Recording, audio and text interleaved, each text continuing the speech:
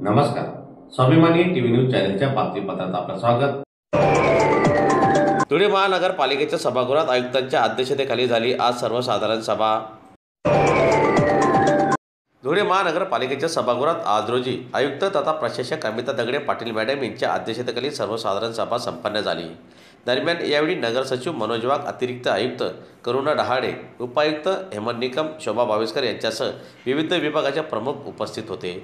सभेत एकूण 7 विषय मंजुरीसाठी ठेवण्यात आलेले होते. यात धुळे शहर मलनिस्सारण योजना टप्पा क्रमांक 1 व 2ची कामे टप्पा क्रमांक 2 मध्ये पूर्ण करून योजना कार्यान्वित करण्याविषयी तांत्रिक बदलावाचा प्रस्ताव राज्यस्तरीय तांत्रिक समितीकडे मान्यतेसाठी सादर करणे इत्यादी विषयांचा समावेश आजच्या या सर्वसाधारण सभेत होते. आज धुळे महानगरपालिकेची 15वी प्रशासकीय महासभा होती. आज महत्त्वाचे 5-6 विषयांसाठी सभा घेण्यात आली. याच्यामध्ये आपल्याला सगळ्यांना ज्ञात आहे की 2018 मध्ये आपल्या शहराची हद्दवाढ झाली. 2022 पासून या हद्दवाढीच्या विकास आराखड्यावर आपण काम करतो, प्रारूप विकास आराखड्यावर.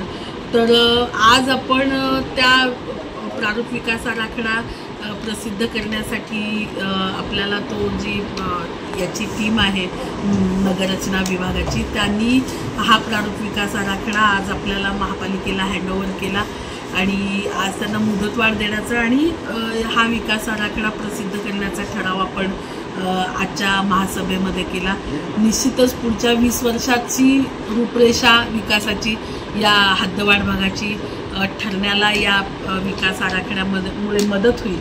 हा आपण आता प्रसिद्ध करतो, गॅझेट पब्लिकेशन होईल याचं, आणि पुढचा 1 महिनाभर आपल्या महापालिकेच्या महापालिकेमध्ये हा नकाशा सगळ्यांना बघायला मिळेल, आरक्षणाचे डिटेल बघायला मिळतील. या सगळ्यांच्या ऑब्जेक्शन सजेशनचा अंतर्भाव करून आपण त्यानंतर पुढची कारवाई याच्यामध्ये करणार आहोत. तर शहराच्या विकासाचं पुढचं पाऊल या प्रोसिजरला म्हणता येईल. तर ही एक मोठी गोष्ट आज आपण या महासभेमध्ये याला मंजुरी देऊन पुढे एक्सेलरेट केलेली आहे.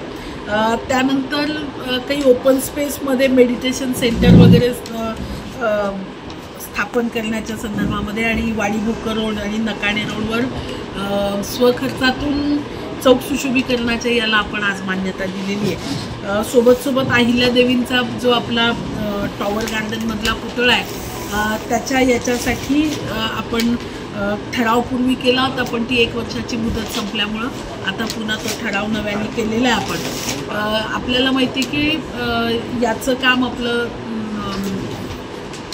निस्सारण योजनेचं काम आपलं टप्पा 2 मध्ये चालू आहे, अमृतमध्ये.